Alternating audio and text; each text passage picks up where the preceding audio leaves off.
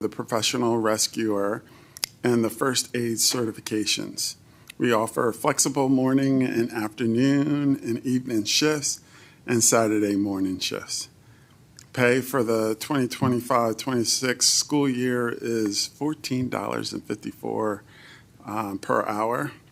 Anyone who's qualified is encouraged to apply on our employment website. So, thanks. Great, thanks very much. Now I'd like to call on Madison to provide this evening's student update. Thank you, Dr. Bader. First off, in the high school, we have a military wall of honor that recognizes alumni who have served in the military. All 6 branches of the military are represented, and there are plaques containing each person's name and graduation year. Our hope is to have all State High alumni who are veterans recognized. So, if you or someone you know honorably served our country and graduated from State High, please submit the information to be included on the wall using the link on the homepage of our website. I would also like to give a congratulations to the State High Speech and Debate students on a great performance at the recent Dallastown tournament. Cece Vaness was a winner of first place in Novice Congress. Anna Chen and Aparna Anand placed third in duo interp. Other members of the team were Caitlin Tan, Zoe Hofield, Joseph Janik, sorry if I pronounce these wrong, Sergei Zandov, and Camille McConnon. Well done, everyone. Thank you. Sorry, clearing up a little error that we are anticipating later on. So, thanks very much, Madison. Next, we're going to move on to legislative update. Jackie, you might have something to share tonight.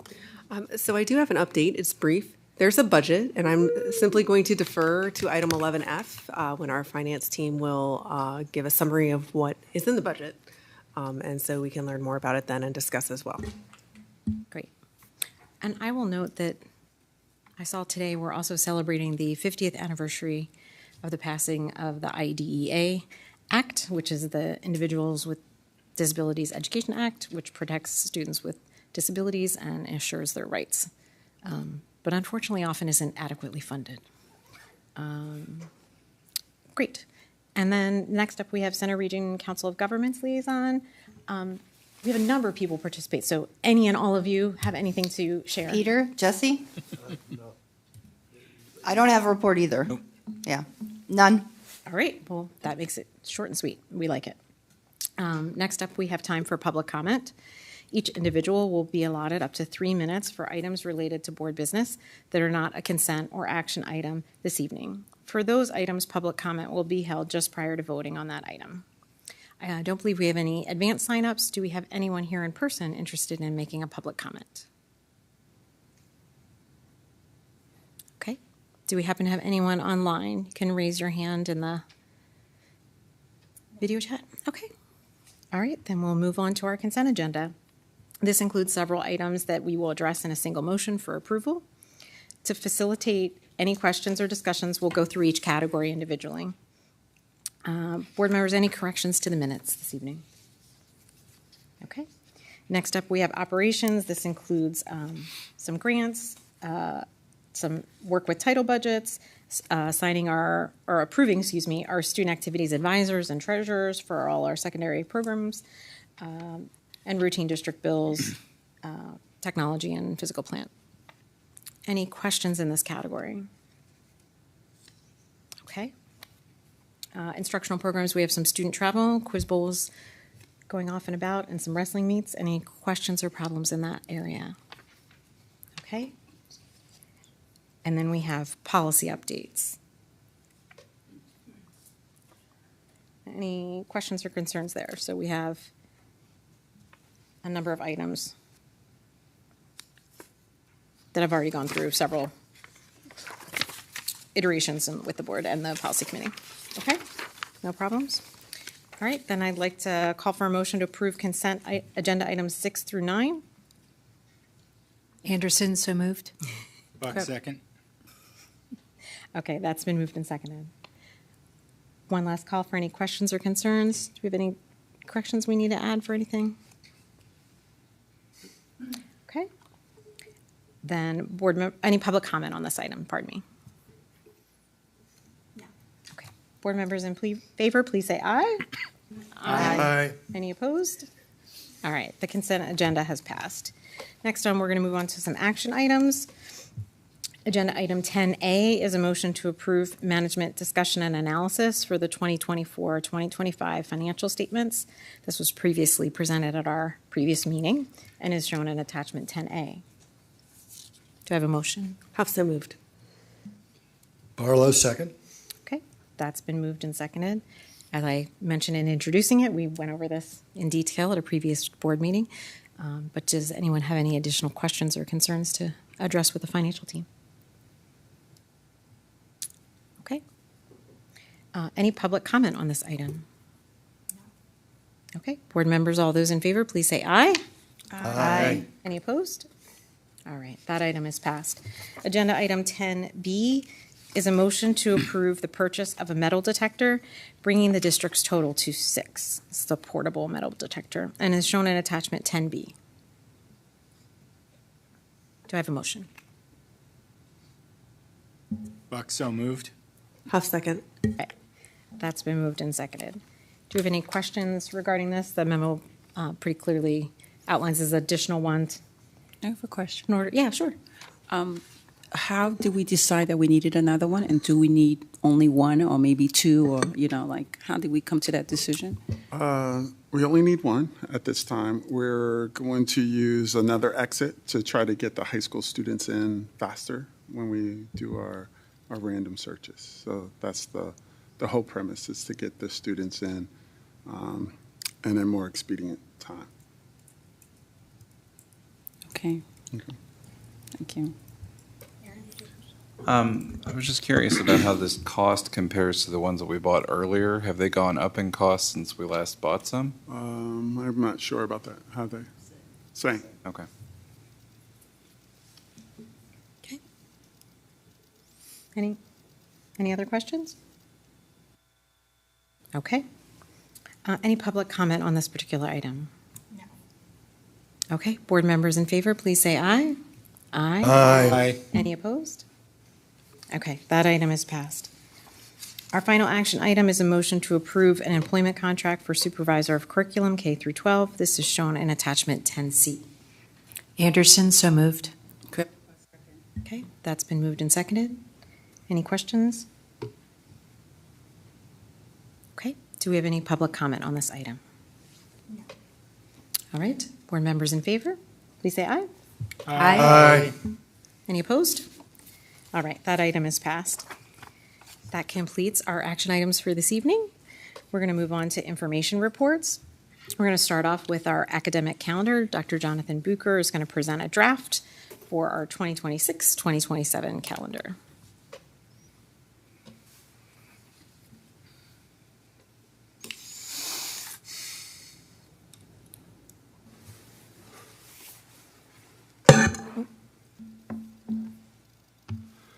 Good evening. Evening. This evening, we're going to present the proposed academic calendar for the 2026-2027 school year for your consideration of the board. In preparing this calendar, we have a committee of 27 members that were part of that committee, and we jokingly say that if everyone gets what they want on the committee, we did not do our job, because it is tough to get everyone's interest packed into a calendar.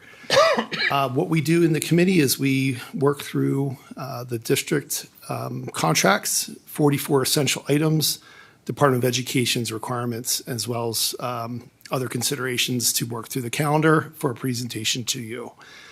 Some things that we'd like to highlight here is the first day of school would be the 25th of August. As you may know, the Grange Fair is that week. That follows Labor Day, so that gets a little complicated in a 3-year cycle. So what we're proposing is the first day of school will be the 25th, and then we would not be in session on Friday, the 28th of August.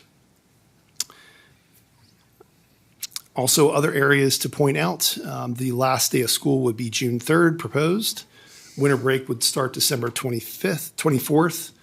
with school reopening on Monday, January 4th. We wanted to continue as a committee to try the approach of having snow makeup days that still allow us to exceed the number of instructional hours that are required for elementary and secondary students. The way that would work as a refresher, that we're getting into that time of year, additional snow days over 3 would be made up for students in grades K through 11, not including our seniors. They would be made up for staff.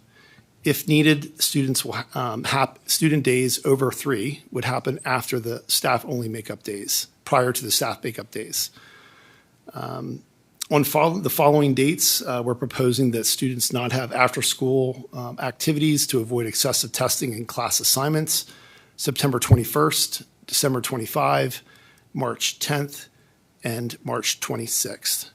Spring break is following Penn State, March 8th through 12th. This year, we've incorporated the Delta ATMs, which has not been done in the past.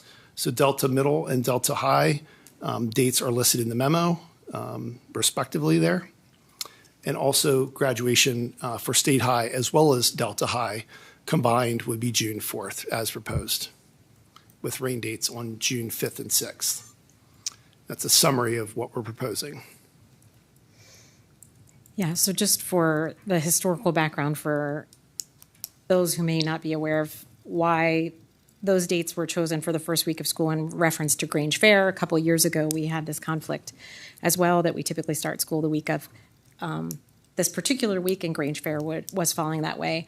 And so, I mean, Jonathan, you're welcome to elaborate further, but my understanding is that largely that Friday is a very substantial and important day for our students who participate in a variety of 4-H and other activities. And so that's one of the most important days for them to be sure to have easy attendance. And we certainly don't want them to, the Monday is also very important at the fair. And so we don't want them to have a miss of the first day of school. So that's why we kind of get sandwiched in those 3 days in the middle of the week to try and address the most intense, needy days that some of those students have. I think Do you want to well, add well anything? said. Okay. Cannot add to that. And we had quite a bit of community discussion back in the day about it all. Madison, do you have something to share from that perspective? Yes, I just wanted to ask about the committee. Do you know if there's student representation on the committee for the calendar? There is not, but we've had recent conversations about adding students to the committee. Okay. Yeah, I think that would be a good decision. I think it would be beneficial for the school calendar. Yeah, that's a question we often get, who is on the calendar committee. And so we have representation from a variety of different departments, like food service department is important to be there, and our transportation department, as well as different teachers at different levels, administrators. We have a board representative. I've served this year, so that's why I'm talking so much about it. And we usually have 1 or maybe 2, depending on community members that participate as well. So yeah, student voice is one that we may need to add. I'll just mention that for the community, because often when the calendar comes up, they're like, well, what committee, who's on the committee? Mm-hmm. So that gives you some idea. Okay. Questions from the board? Yeah, Aaron? So I had a couple questions. One, I noted the dates here for Yom Kippur, Eid al-Fitr. We had received an email some weeks ago requesting consideration to add Lunar New Year to the list of dates that were, and I at that time, I believe we had directed whoever the requestee was to speak with the calendar committee. I'm just wondering if that or other observances have come to your attention that were requested, or if that's something that's still being considered. So it was discussed at the calendar committee, looking at that date for the Lunar New Year. It fell on a Saturday, it was discussed, but we didn't move forward with that. Okay. And I think Rosh Hashanah also falls on or I can't recall. Mm-hmm. But we've had some holidays that we've acknowledged, but in other years, sometimes they've fallen on a weekend. Okay. So it can be confusing when we list the ones that are no school, because Gotcha. If it's not a school day, then it might not be on the list. Yeah, and I wondered if you could share in the future if somebody has a request like that, like what do you suggest that they get in touch with you or with the calendar committee generally? They're welcome to contact me. Okay. Yeah, sure, absolutely. Take into consideration, like I mentioned, it's quite a bit to balance Right. priority-wise, but we did have a conversation about that particular Okay. item. Good. Yeah, so I say it's tricky. I mean, the board approves the calendar, so I think it's always good to, if people have requests or want to understand better things, reaching out to the administration is an excellent first step. Oftentimes, sharing a little bit about the constraints that we face with bargaining agreements and other requirements in making up the schedule is helpful to share with community members. But it certainly was appropriate for those groups to send them to us as well and let us know their desire for that. I think when we had gotten those several times, I know when I responded to them as the president, I had said, well, we'll refer it to the calendar committee for their consideration and to see what happens. And so a decision kind of didn't have to be made per se this year because of the way it fell. So I don't know that the calendar committee ruled one way or the other that it should be something is provided in the future because it kind of became a moot point in this year's discussion. Is that kind of better qualified? Like the committee didn't vote or say, yes, we should add this as an additional holiday or not, because at this time for this upcoming calendar, it was not relevant to the decision-making. Could I follow? I was thinking of the same thing because we all got that email about the Lunar New Year. And in the future, it will be a good idea just to kind of say, note, this year, these holidays fall on a weekend, and so that the community doesn't think that you just kind of ignore them, because that question did come up. I was thinking about the same thing, and Aaron beat me to it, and just so that we know that it wasn't ignored. Right. And this is coming back for action, so we could easily add that to the notation in the memo so that it's clear for the community. Yeah. Which ones Thank you. didn't need to be considered or addressed. But, and others on this? Yeah, Debbie? I was just wondering about the September 21st day for Yom Kippur. It's a day off for students, but it's an Act 80 day for staff. So is there any possibility of it not being an Act 80 day so that our observant staff aren't forced into the position of making a choice? And if that's not possible, like what are the options for staff who want to observe on that day? Can they do professional development on a different day? Is that like an absolute must? Like I know we have some things that are group work and some things that are, you can do it on your own time and virtual. Like is there at least a way to make it one of the more easily substitutable times? Does that make sense, the question? Yes, so to answer your first question, to change it, we would need to reconvene the committee to do that, to make a change, to bring back another calendar. To answer your question as far as the training, it really depends on what type of training is offered. So if the staff member would like to take a day, do they need to make the day up as far as the actual training? Sometimes they're not. Sometimes they're mandated trainings, and then we give them opportunities to make them up at a different time, which we make accommodations to do that. Okay, so we have a way at least to accommodate so that a Jewish staff member who wants to observe that day is not going to be forced to go do professional development. Correct. Okay. Okay. I guess I would like to encourage us in the future to try to consider the possibility that we could not make it an Act 80 day if there's, and I understand that we're trying to fit a lot of required training into a very few number of days. So I don't even know if it's possible, but if it's never been thought about before, just something to think about. Yeah, it's been thought about. Yeah, okay. And there's a lot of days. And if I remember correctly, there was some kind of arrangement in the contract. There was a day for people to take certain days. I want to say it was like those students' Conferences. yeah, for like, you never know what people want to take off for, religious-wise or activity-wise. And so way back when the contract, they added that into one of their personal days that they could be used. And I have to go back with Shay, but there was a way back in the contract, they were given an extra day for that purpose, instead of making certain days off and things like that, that they could use a day for these kind of purposes. They just built it into the. To give the flexibility. Okay, thanks.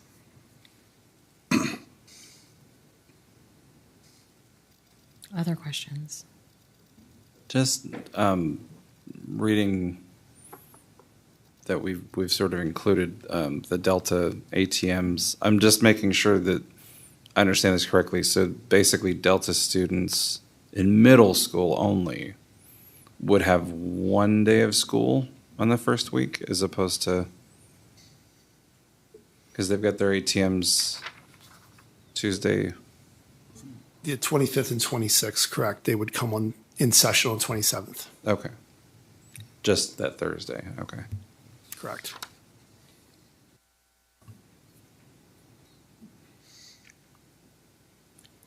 Other questions or concerns? So now would be the time, if there were grieve concerns or changes desired, or you wanted the committee to look at something, some other kind of a shift in the calendar, now is the time to ask for it, ideally. Because if it comes back at a future meeting, the intent would be to bring it back as action to vote. Okay. Just want to make sure we're clear on the process. Often the calendar's a tricky one to get through. Okay. All right. Thank you very much. Then we'll move on to the 26-27 budget timeline. Randy Brown and Joe Vigilon are going to join us to provide this overview.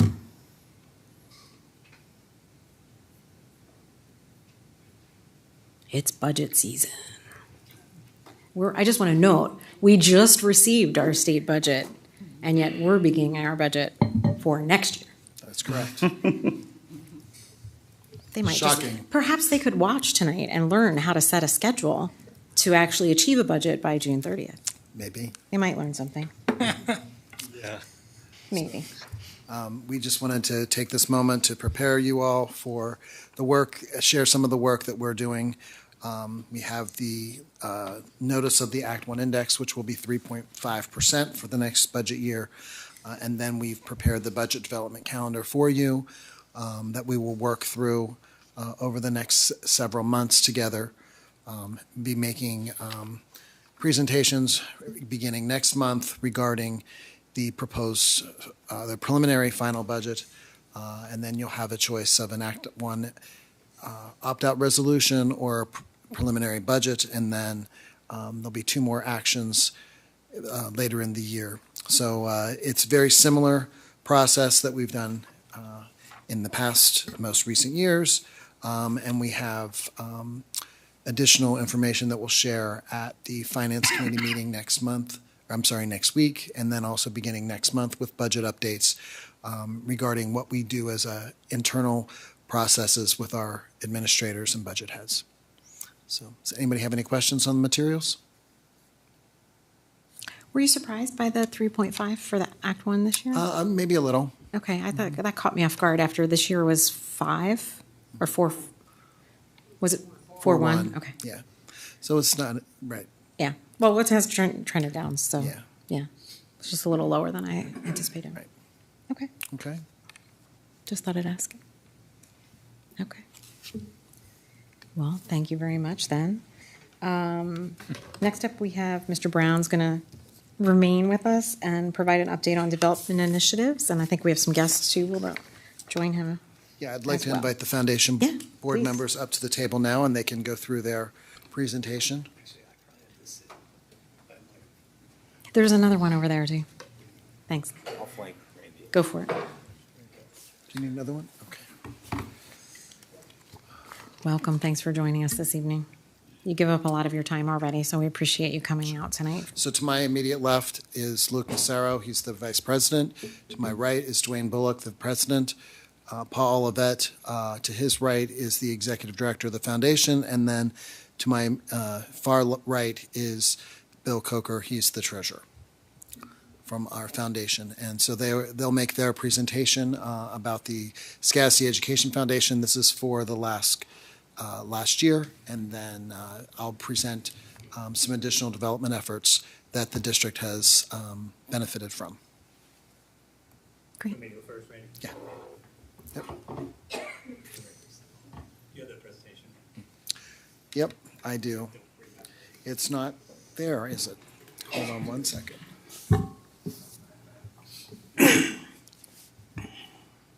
That's it. All right. So, oh man. We'll turn it down, so Sorry. just, you don't have to jump back. I don't right? even They need adjust it as you go. Use my so. coach's voice. I don't even need to background now. So this, for those of you that haven't been around, was our 10th year for the foundation. We were constituted on or about August of 2015. So we did actually, for those of you that pay attention to our materials, we did talk a lot about the 10th anniversary and tried to do some extra things in regards to fundraising and just promoting what we've been able to do over the last 10 years. So a fairly important milestone, and I don't know that we thought exactly what this would look like after 10 years, but I think based on the foundation board members, I think folks are generally pretty happy about where we are. So just a quick overview of where we are financially for what would be the 24-25 fiscal year. We had just shy of 200,000 in revenue. That's all gifts, and that's cash in the door for that year. Our total expenses are about 124 for that year. We did cut that back a little bit because we knew our revenue was going to be down. We had some bigger plans that we backed off of, particularly as it relates to sending printed items, because we can communicate pretty conveniently with people electronically. We backed off of some of the printing stuff, solicitations and promotional materials, because that's obviously where you can save money. So our net proceeds last year to the foundation to the district were 75,000, which is the lowest we've had in a while. Randy, if you want to go to the next slide.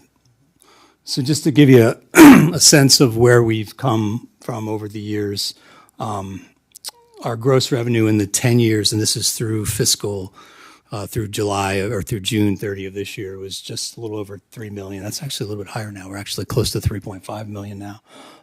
The expenses that were paid by the foundation, and that really represents mostly the years in which we paid the maroon and gray expenses as a net back to the district, were just a little shy of 100,000.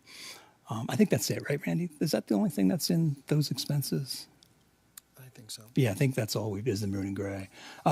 For those of you, again, that have here for the last couple of years, you know we have that arrangement through the MOU where there is an administrative fee that we can take a percentage of the gifts that come in and spend that on some of our expenses. And that we've used about 73, almost 74,000 of that over the years. And I think, Randy, there's still a balance in there, right? There's still, I don't know that we may spend some of that this year, see how the rest of the year goes. So our net revenue over the years is a little over 3 million. The district has contributed a little over $1 million over those years, and that's basically, the original agreement was a maximum of 120 contribution. In those first few years, we did not spend 120,000. We only spent like in the 90s. So that's why it's not exactly, technically it should be 120, but it's not. So the net proceeds to the district over the year have been just shy of $2 million. And actually we're over that now, but count what we've done so far this year. I just wanted to share this graph, which we've showed you guys every year. And you'll see there's a big dip in revenue from last year. But I added in where we are to date for 25, 26. We're at 230 now. And that's a big part of that is those athletic department gifts that we got. But I also just got notice from a local business that we are going to be getting a sizable EITC gift in the order of $50,000, which would be by far our largest EITC gift. That should be coming in by the end of the year. So I just talked with them today, and that all seems like it's in order.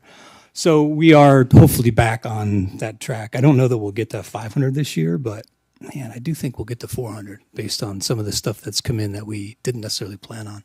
So, and we have some other special campaigns planned along the way. So I do feel pretty comfortable that we'll be back to that at least 350, hopefully in the 400 range for this year.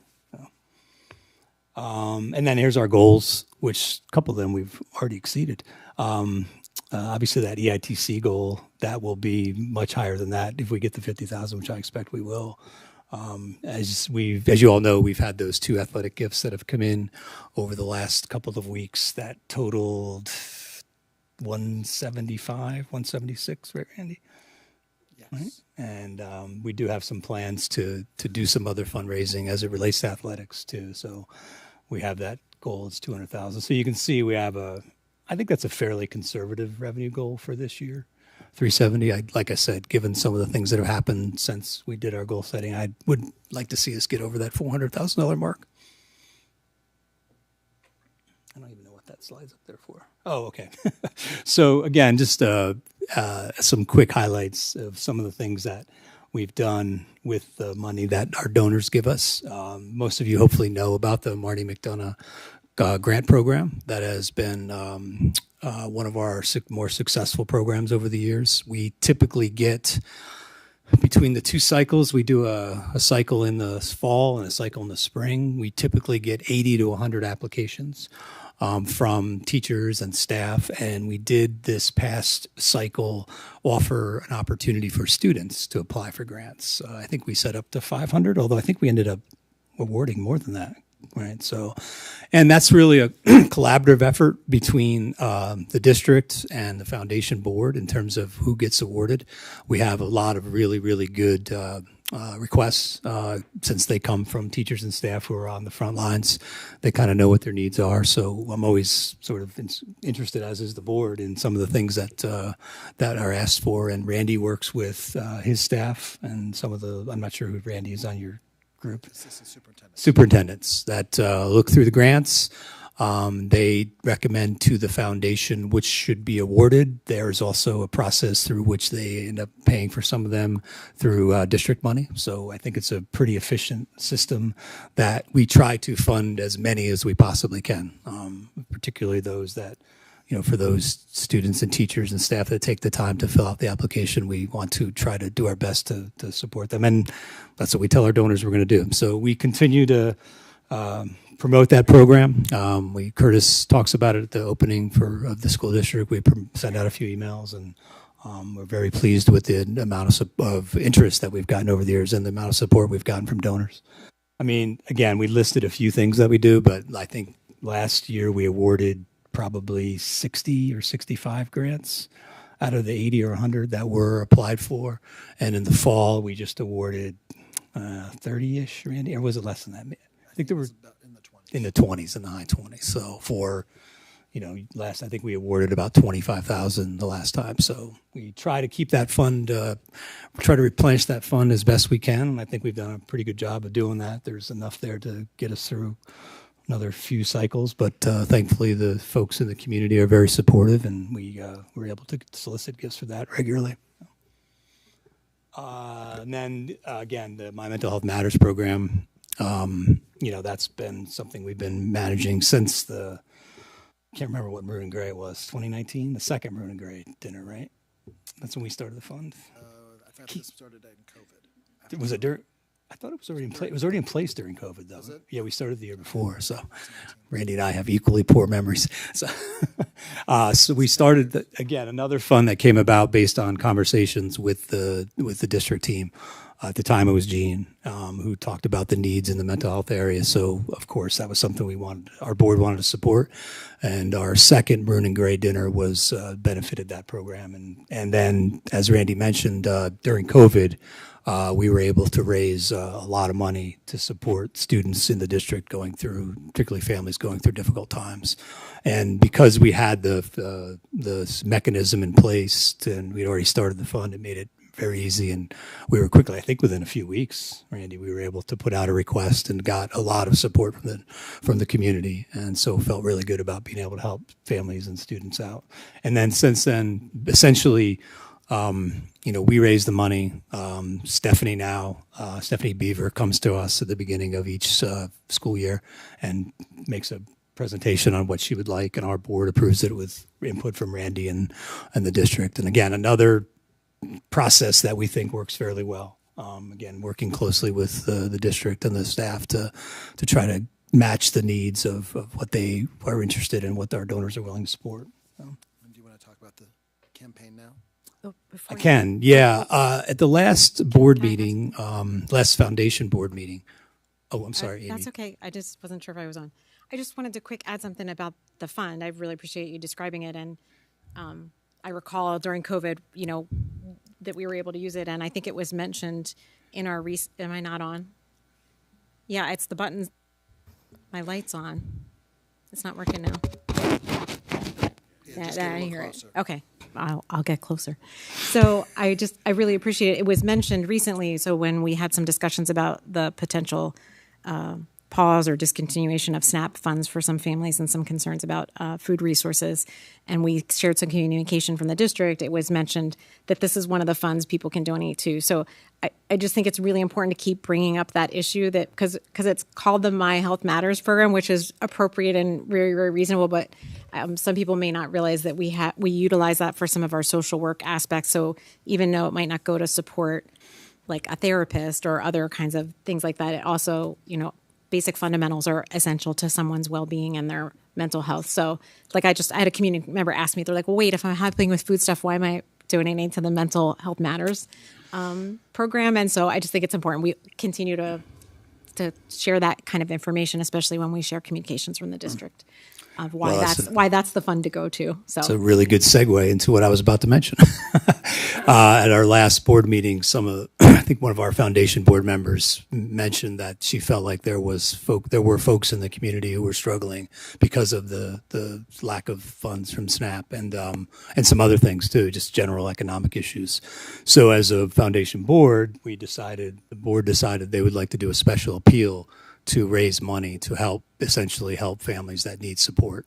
So you guys just approved a email that'll go out sometime this week. We'll do a little mini campaign to try to help raise some money that the social work team here at the district can then distribute as they see fit based on their understanding of families' needs. So again, this is the advantage of having had a foundation around. We have a database of donors that have been supportive. We know who's been supportive of what funds, so we can relatively quickly put those kinds of things in action and meet whatever needs. Well, hopefully meet at least some of the needs that the families might have. So you should be seeing that sometime. In fact, I just approved the structure of the email today. So, EITC program I mentioned. Again, I don't get into all the details, but that's basically a state program that we can accept money from local businesses and individuals actually to want to direct their tax dollars locally. We have a couple of programs that are approved by the state for funding there that we can direct money to. We just actually applied for another program that I worked with, that Ben Morden recommended that we implement. So I sent that down to the state today. We'll see. It seems to meet all the criteria based on what they say. It just sometimes takes them a while to respond to things. So hopefully before the end of the year, we get word back on that and we can start to, again, fund some of the programs and some of the ideas that Ben has and he'd like to do. So, and that started before this big gift, because actually one of our board members makes an annual EITC gift. And he had spoken with Ben about trying to do something in the health area to promote, to provide opportunities for students who want to get more involved in the health industry. So, Paul, actually, Sure. Since we do have one new board member already and several coming Sure. on that may not be familiar with EITC and what it is, I think maybe it might be helpful for us to talk a little bit about it. And importantly, I think it's important when we talk about it to make sure that we mention to the community that there's a limited pot for these funds. So essentially, businesses or individuals can apply to kind of substitute their tax payment, and it has to go to a foundation. So this is one of the other big reasons we formed the foundation 10 years ago, is because the district cannot directly accept EITC donations from individuals through this program. So instead of the individuals paying their taxes to the state says you get a pass and you may donate those funds, but they have to be used for certain kinds of programming. Right. So there's preschool programs that do it, there's other things, but ours is specifically towards tech and STEM endeavors, is for public schools. Yeah. So, there's the scholarship program, which is basically the privates. And then we are what's called an EIO, which is an educational improvement organization. And the state doles out a certain number of credits every year that businesses can use. But I won't make any comments. Unfortunately, they've really kept the EIO credits static. So businesses that have been giving to EIOs really are limited based on what they've done over the years. They've upped the scholarship credits pretty substantially, but not so much in the EIOs. Now, we can accept as much as businesses want to give us. Right, straight out. Yeah, Right. there's no limit to what. And there's more flexibility for you to use it. Right. But yeah, those programs, you have to, I just say it out loud for if any businesses are listening, Yeah. like you have to apply to get into those programs really, really early. Like at the moment they open up, the application has to be submitted for you to have a chance to wind up being accepted. Because as you said, it's a limited pool and a lot of people are already utilizing it, but it's still worth trying. Yeah. But I just thought this was some important context for our newer board members. Yeah. And EITC is Educational Investment Tax Credit, is that right? That's for that. Right. Right, yeah, no, but we're in the land of acronyms, and so there are people who are gonna, is it? Improvement. Yeah, it's educational improvement tax credit. And then under that, there's two more, at least. So, yeah, it's a little hard to keep track of the acronyms. So my understanding, I haven't actually confirmed this, but I've been told from businesses that there are no more EIO credits, that you only have what you have. So fortunately, we've had some local banks and businesses that have been very loyal and continue to give to us. But that was a program we thought we'd be able to expand pretty dramatically when we first started, but when they shut down the credits, you're kind of limited to what, because those businesses give to other organizations too, so without cannibalizing them. So last year we passed out about 27,000. We have to give out about 90% of what we get in a year, and we typically do that. We had some flexibility during COVID because there was some accounting things when stuff was paid for. But the state, I will give the state credit. They're pretty flexible with that stuff. As long as you follow the spirit of the laws, they'll give you a little bit of flexibility from year to year. So that's it for the main part of our presentation. I did want to mention two things, somewhat related.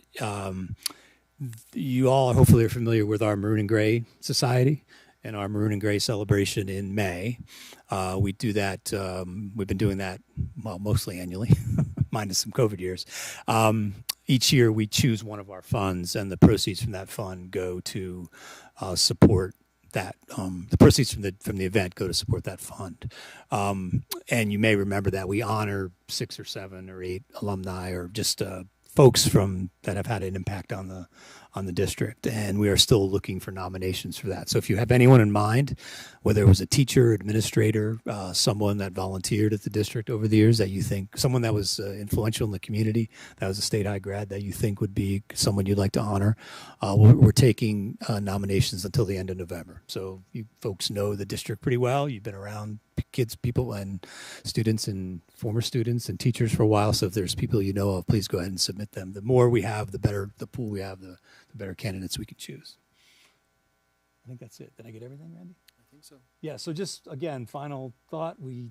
Over the 10 years, we passed our 10-year mark. We've raised now about $3.5 million and returned to the district over two now, about $2.2 million. So hopefully I'm very blessed by what the donors have done, what the supporters in the community have sort of given their nod to the things that we're trying to do. And I think that's a great deal because of what the work that the folks here at the district do.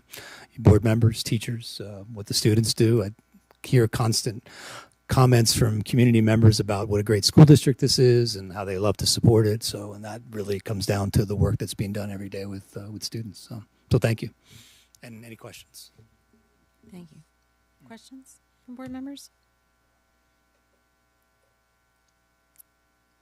Okay. Thanks very much, gentlemen. I really appreciate your time. Yeah. Good. All right. Thank you all. All right. Appreciate it. Thanks so much. Okay.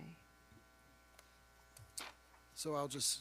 You have a couple things to add, right? I just have a couple things to add. Yeah. So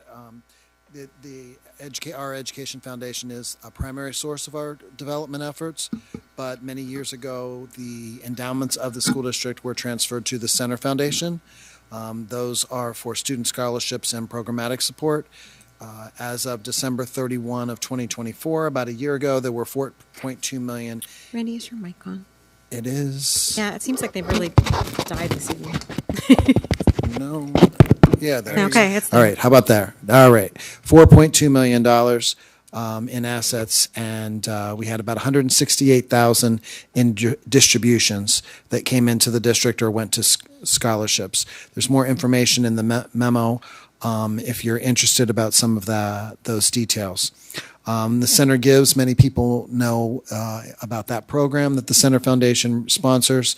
Our Education Foundation does partner with that and generally uses one of the four main funds that they have to be the benefactors each year. Student Opportunities Funds, that's the Marty Lowry McDonough Fund, and that was discussed in the foundation's report. Capital Campaign, we had done that for Memorial Field for several years, working with the foundation to help prepare for another capital campaign in the near future.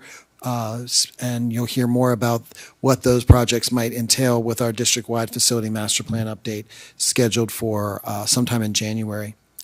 And then the Maroon and Gray Society, that was discussed. Educational improvement tax credit was discussed.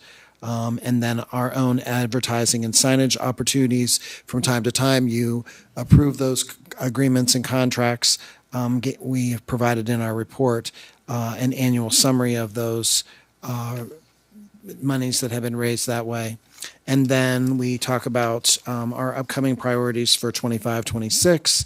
And just trying to expand the coverage and opportunities that all of the funds in the Education Foundation offer, as well as, again, preparing for some capital planning in the near future. So I think that's pretty much all that I wanted to share. If anybody has any questions, I'll be happy to try to answer them. Board members? All right. We've been doing these things for a little while now, so we're pretty used to what the story is. So, all right. Thank you very much. Thanks, Brandy. All right. Next up, we have policy updates. Ms. Simpson's going to join us with some help from the administrative team, and we'll run down through these that have come through out of the Policy Development Committee.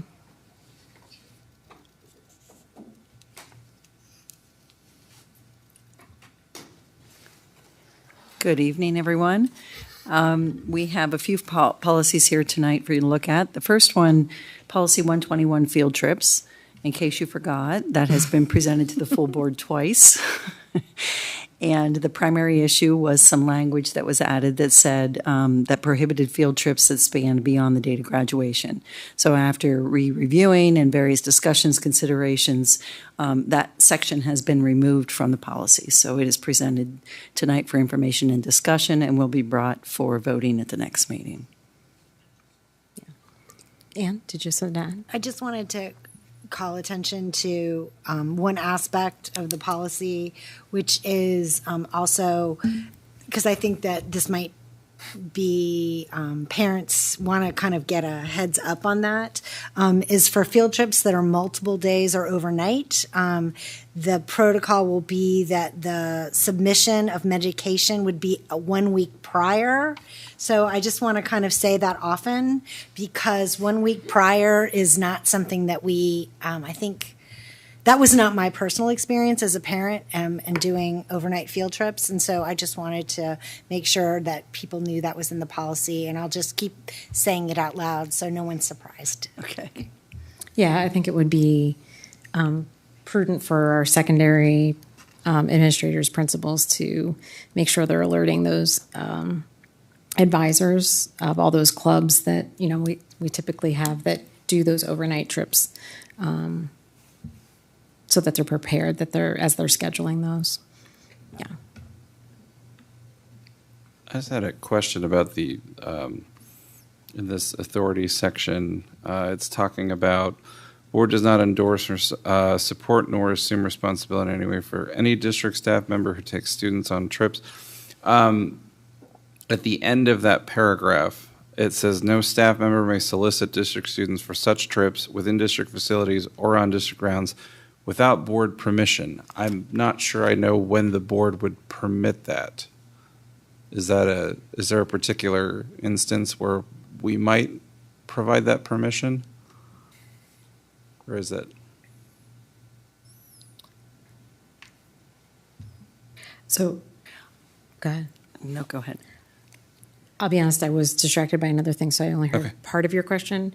But I recall that, like I know Delta takes a trip like every other year, an international trip, and there's some teachers that run it, and it's like through a program that does those things for schools.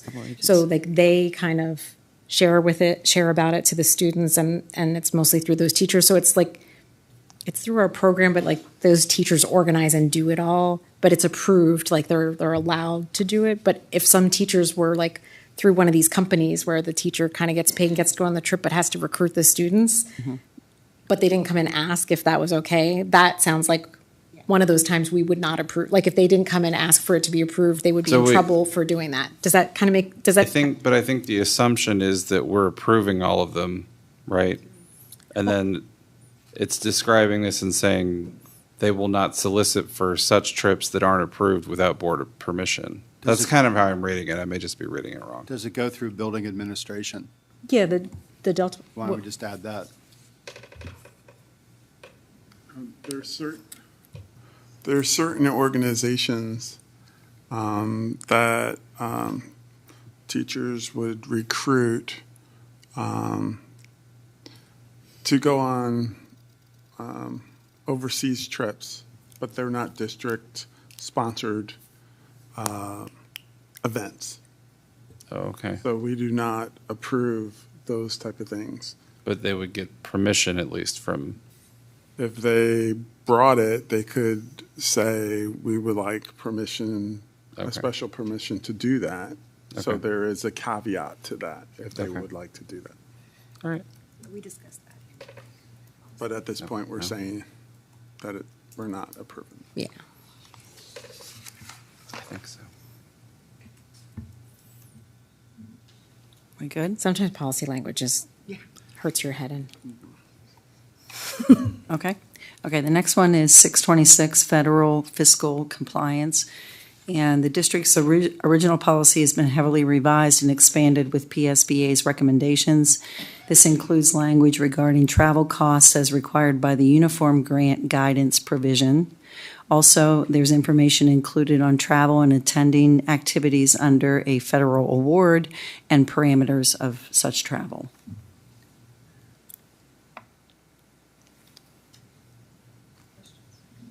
Yeah, that's a pretty Questions on that? No? legal one. Great. 626.1 is travel reimbursement for federal programs. Again, a heavily revised policy and expansion for PSBA's new language about travel costs incurred as a federal grant recipient as required by the Uniform Guidance Provision Grant.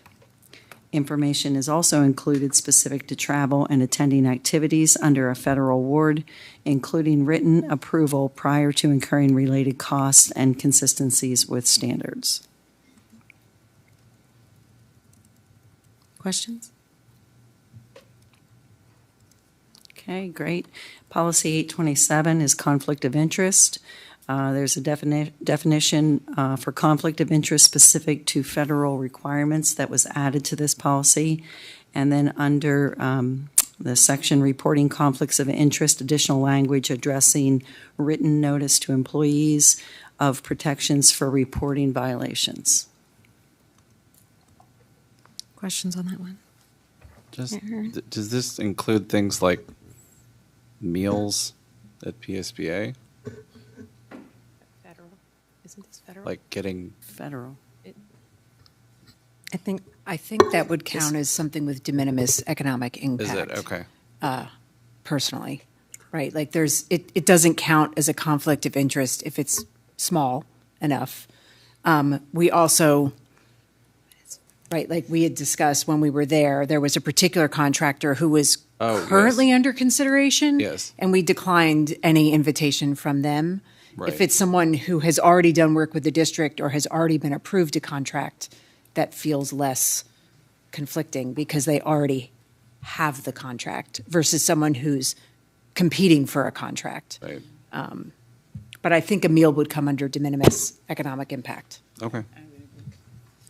But like if we wanted to use our positions, maybe on a radio show and not disclose our relationships to each other, maybe that would constitute I had to get one. a conflict of interest Yes. when we work for someone we don't name.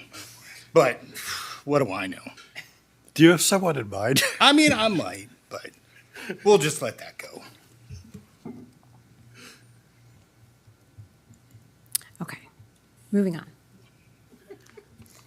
Okay, next and last policy for tonight, Policy 918, Title I, Parent and Family Engagements. This is a new policy, and adoption of this policy will retire our current policy 908 and 908.1. Those existing policies have been used as resources, but these policies did not contain language indicating important goals or steps for implementation of Title I requirements. PSBA recommends this new policy to better reflect current amendments to applicable laws and regulations. Questions? I don't have a question. I just want to say thank you again to Danielle and Heather Spots and everybody else who came to the policy committee discussion, because they really contributed a lot of information that most of us were not super familiar with. And there's no way we could administer this kind of policy without their help and expertise. So thank you for that. Agreed. Absolutely. Agreed. We couldn't have done it without. That's why she's sitting here. Okay, so if there's no questions, there's Policy Development Committee meeting tomorrow at 10:30 here in the boardroom. And these items will be brought forward to the next meeting for voting. Thank you. Thanks. Thanks so much. I know it's a big team effort. All right. So next up for information items, the board will be approving the 2026 liaison and committee interests and the 2026 board meeting schedule at the reorg meeting, next meeting on December 1st. Some details are listed in the attachments on the agenda. I just want to point out a few things. There is likely to be an addition of another committee that I think we did not get an opportunity to put on that chart. But there will be a proposal, ideally, at our reorg meeting to establish I don't know what title we want to use for it, salary review committee or compensation review committee. And essentially so that there's a group of people that as we hire for certain administrative roles is just kind of examining the history and that there's a group effort in making those decisions or recommendations to the superintendent and the board. And so we'll want to have some board participation in there. So that'll be an additional slot of time that we allocate amongst board members. So just wanted to mention that. For our incoming board members, we've been chatting with those remaining to just get some feedback on when committees are meeting, and we'll share out some of that information to the board member elects so they can then have a better sense of when some of these items are happening. So then you can share some of your interests with us. So we were getting the baseline here, and then we were going to be reaching out to you as a next step. Let me, before I forget, the one Well, it's thing- just related to that. Okay. As a reminder, if you haven't already sent it to me or to Amy, please send us when your current assignments meet, how frequently, usual day and time if there is one, because I'm compiling that information to share with our new board members. Yeah, thanks. Yeah, it's just helpful for those who may have absolute times they can't participate in something. And I know sometimes some committees we've shifted and been able to shift, but some are more difficult to do so. Yeah. Was there a talk about like an AI committee or how AI impact? Wasn't that? Yeah, so Because it's not on here. it is not on there. That's true. And admittedly, we did not have that as a large scale discussion, but Jackie was fervently eager to participate, and with her expertise and interest and background, and they were meeting very quickly, we had asked her to go ahead and jump in and at least start on that committee this year. So There's an internal committee currently working on it. Yeah. With Justin Hedrick. And so like we're going through that right now. Doesn't mean it couldn't be a board discussion as well, but Yeah. there is ongoing discussions on the district. Yeah. And if you want to talk about it, Carlene, I'd be more than happy to talk. That's a good way to put it. It is an internal committee where we were asked to send a board member to participate. Yeah. This actually sort of a good segue, because one of the things I was going to request or suggest is that we make a committee for technology. I know technology CAC basically meets quarterly, but given all the things that are changing within the district in terms of technology, the addition of PowerSchool, things related to AI, I think it could be potentially valuable for us to have a committee that actually meets to discuss these changes as they're coming, because I know, for instance, when I went to PSBA and I ran into the guys who run PowerSchool, they were asking me questions, and I said, I have no idea. I'm not sure. So I would like to suggest that we consider adding, it could even just be, it could be a committee that focuses on technology and AI. It could be technology and communication, some version of that. Okay.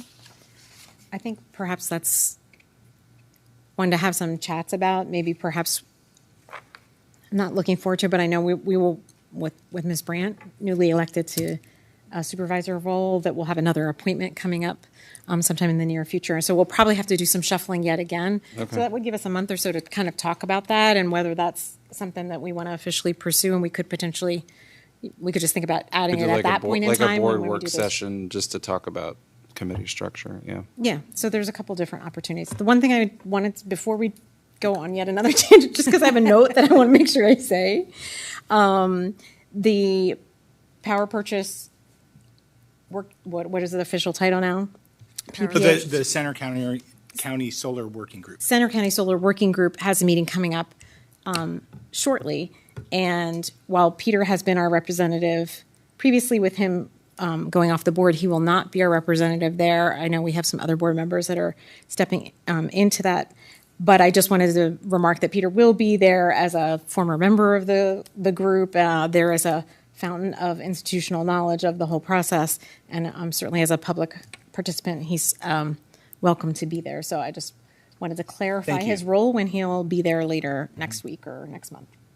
Yeah. Go ahead. And I just, one of the things that I just thought, and I think you sort of just said this, is that if you're going to have discussions, I mean, one of the things about committees is that you can always review their charges, right? Like what's the charge of the committee, and redraft it. Yep. So just about technology, I have talked to Justin Hattrick about presenting more to the board on the various different programming and technology software things that we're using during info sessions, so that the board is more informed about what's going on in the tech world as far as our school community. Yeah, and when we were talking about that at a recent planning meeting, we had talked with Justin a little bit just about generating sort of a simplified cheat sheet of like, these are the different kinds, the buckets of things we use and what their purpose is, like a student information system versus a communication It system. does feel like he's almost on an island a little bit, just kind of doing magic that we're not all familiar with, like his puppet show.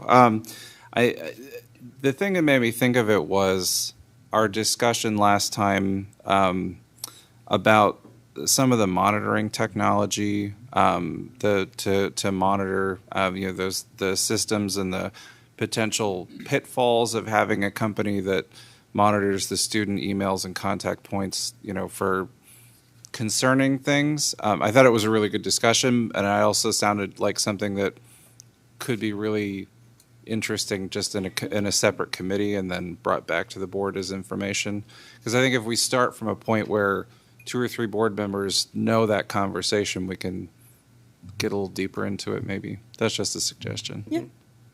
It's definitely, with all the things changing and constantly changing really quickly. And as Justin pointed out in our last CAC, the consideration of moving to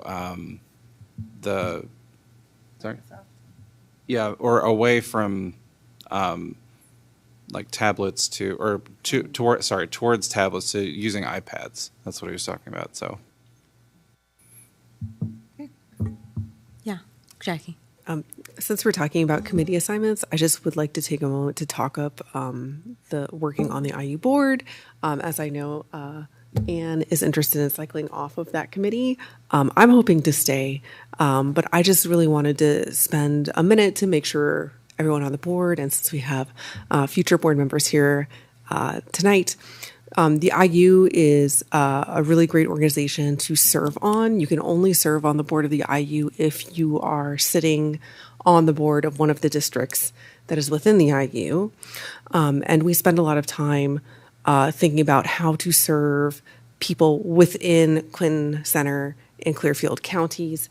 You get to know board directors from other districts and neighboring districts. We are a bit of a unicorn here at SCASD, and so getting to know more regional board directors is really beneficial and helps me personally really understand Pennsylvania education a lot better. And, you know, Scott is the solicitor at the IU, so you get to see him more often, which is fun. And so it's a pretty, it's not a super intensive task. It is another board meeting every month, but I find it really, it's interesting and good work that I'm really happy to engage in to like create better educational opportunities for people regionally, including things in like early childhood education, and special education, and also one of the directors of the IU works very specifically with education of incarcerated individuals. And so I would just encourage everyone here to consider serving on the IU. And, you know, we could carpool. I was going to say, and they get to spend time with you too, if you're staying. So just wanted to plug that committee position. Thank you. Yeah, that's a good pitch. And certainly if there's any questions about particular committees, people should reach out. Yeah. Gretchen? I'm going back about 8 minutes. Sure. I wanted to point out that in terms of, you know, Deb collecting people's committees and what times they meet, if it's an internal SCASD committee, what we used to do is whoever happens to end up on a committee, they decide when they meet. So it's not like it permanently meets at a certain time. And that way, you don't have to pick your committee assignment based on your schedule. You pick your committee assignment based on your interests and your passions. And then the committee decides whoever's on there, what their schedules work to be the new schedule. So yeah, I thought I tried to it's a nice way to do it because that way you're actually doing something you're interested in. So I just wanted to point out that that has been precedent in the past. Yeah, I wasn't implying it wasn't. I did try to mention that some of the committees their schedules do change based on who's participating, but certainly the IU and some of the other ones, COG and those things, we don't have control over when those meet. Those aren't our options to choose. So. And the frequency of meeting is, like, it's a combination of frequency generally is the same, even if the time or the day of the week changes. And I will include that in the listing. You know, it currently meets at this time, but that may change depending upon the construction of the committee. And I think we'll share that out. Yeah, and I'll share that out with the whole board so that if I have misinterpreted the information that somebody has shared with me, then you can help me correct that and send it back to everyone. So, yeah, generally our CACs, because they meet with community members, are often kind of a little bit, they're pretty static. They're usually in a late afternoon or evening because we're often engaging with community members that have more typical job schedules, whereas our internal committees like CCL, facilities, finance, all those things, they generally are shaped around the people participating on the committee. So if I didn't speak that clearly, let me make sure that I've made that more clear this time. Okay, anything else for the good of that order? I think I covered everything. Yeah, so we'll get that to people. We'll try to have that kind of wrapped up and ready for December 1st. But as I mentioned, if we have some additional shifts or changes in our membership, we'll have to make some additional shifts and changes, or if we add committees and such. Yeah. The last page of that document is the proposed school board meeting dates. So it would be great if everyone had a look at those as well to see, like we've looked at it pretty closely. We don't think we've missed a holiday, but look at it for holidays. We made one suggestion for a Wednesday meeting, so have a look at that.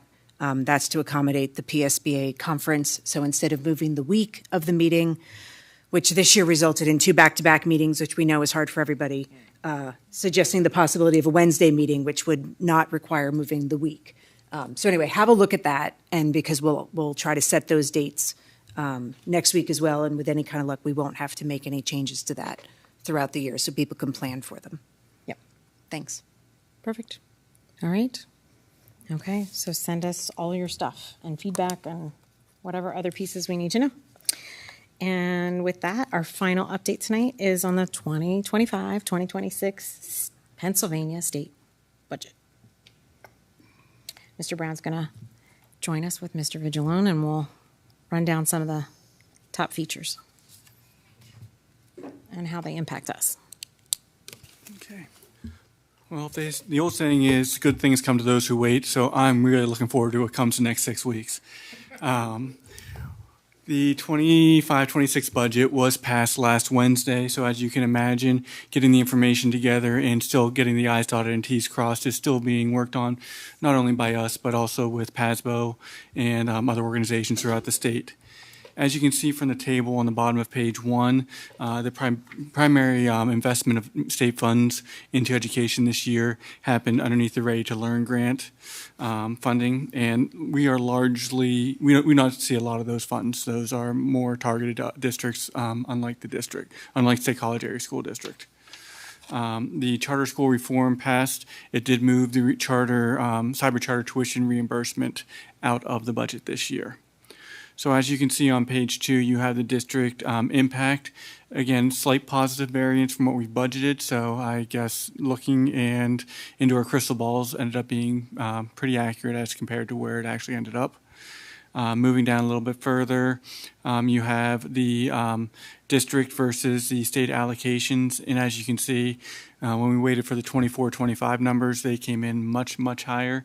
In the 25-26, waiting for those numbers, it was more of an inflationary type of increase that we were seeing.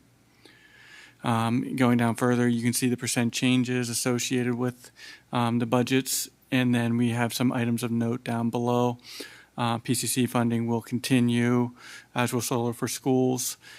We did receive an estimated adequacy supplement under the Ready to Learn grant this year. And then the cyber charter, there are a number of reforms and work still being done on that front. So moving forward, I would just ask if you guys have any questions, but in the mindfulness of time and this being a brief update, we will be sure to have more coming to you at later meetings. Go ahead, Jesse.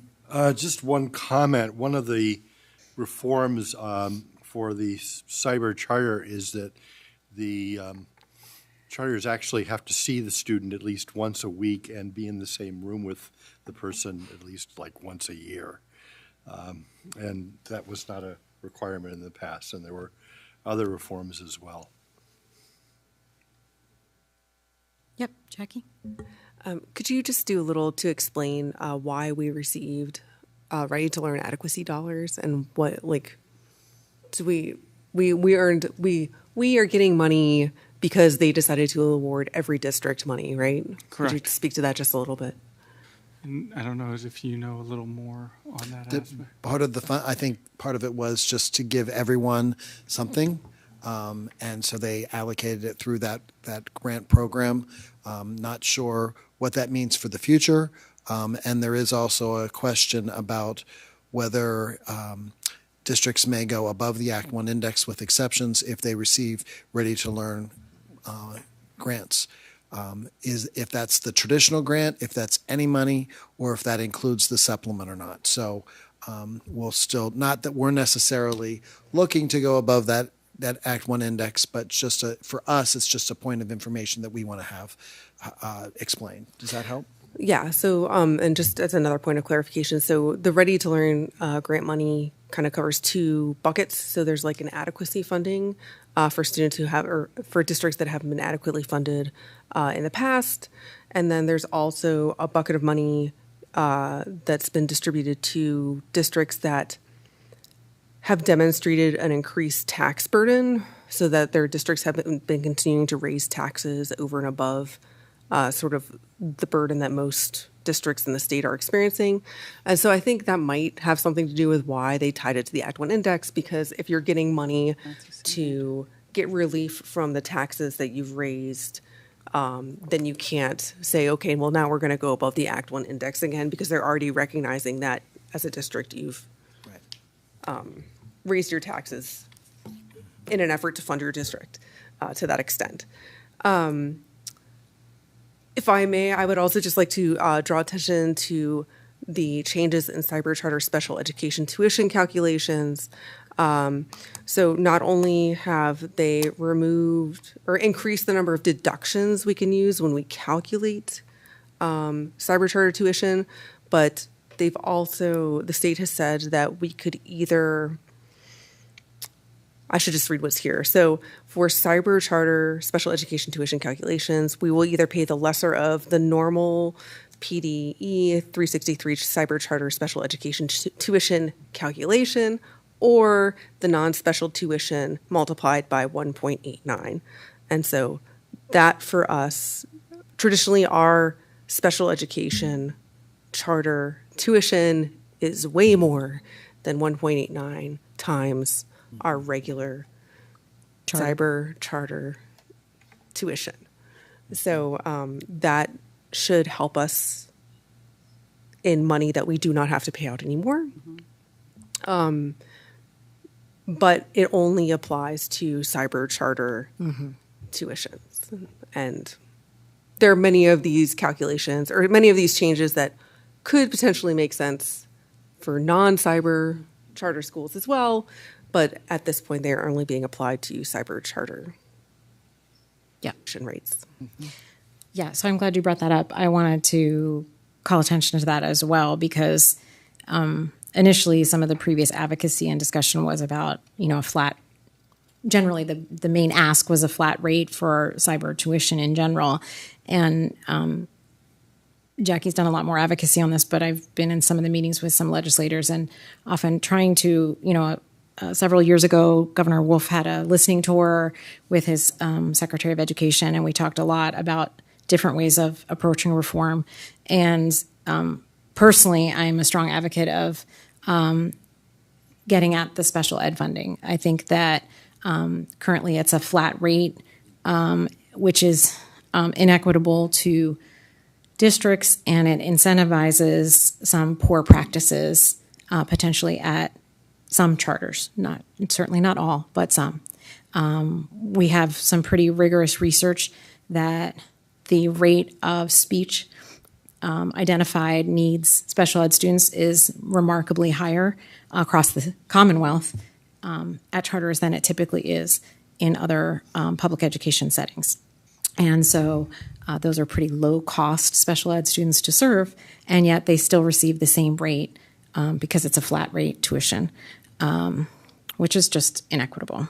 The thing I wanted to kind of just make a brief comment on, because I saw this in some discussions as this agreement was heading towards being finalized and accepted, people saying that this formula that is used, that where we are permitted to take certain deductions to our costs, so we have to generate basically a per pupil cost of what it costs to sort of the basics of educating a student.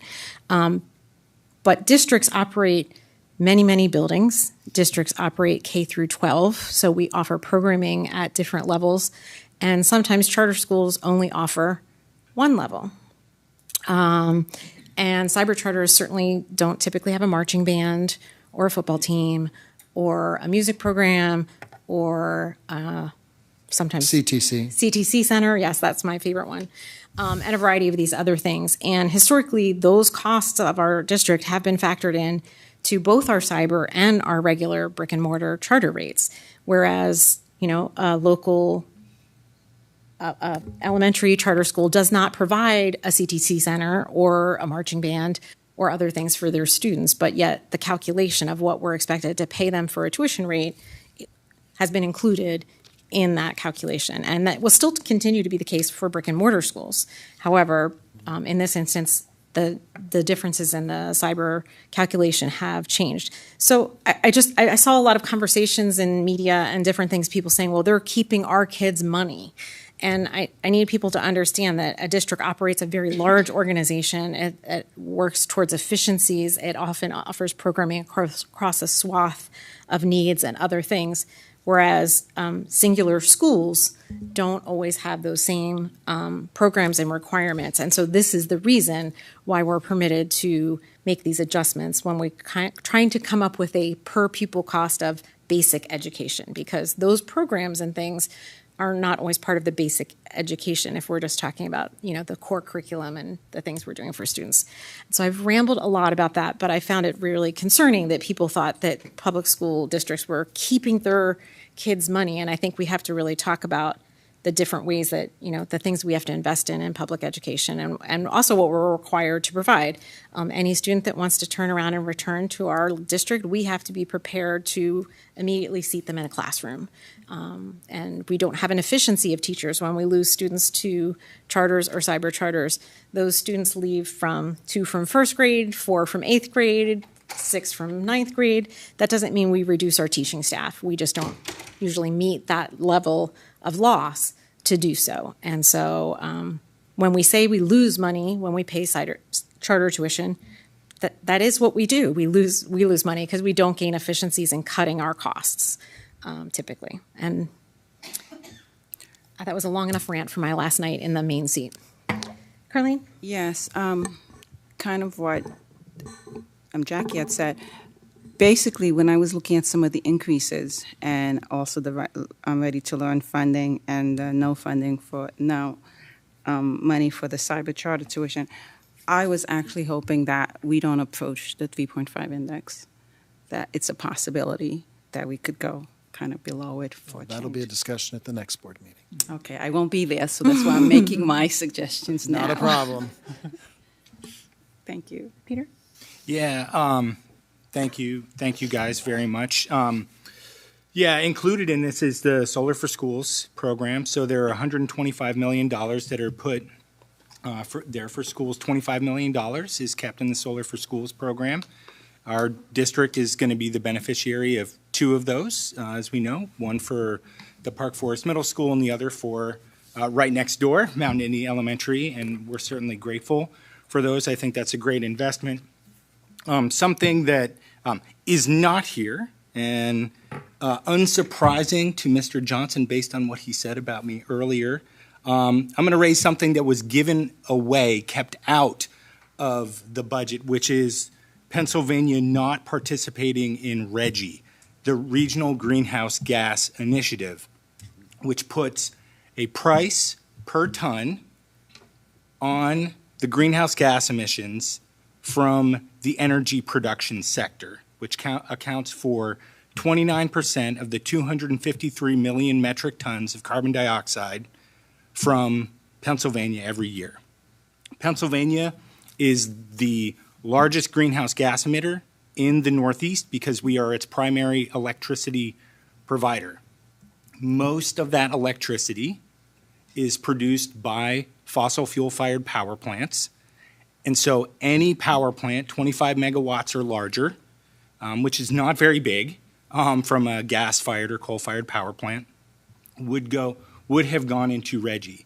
It would have generated many, many, many tens of millions of dollars every year that could have been used for investment in solar programs on schools, local governments, homes, home efficiency programs, utility bill help for people who are stressed, including our families.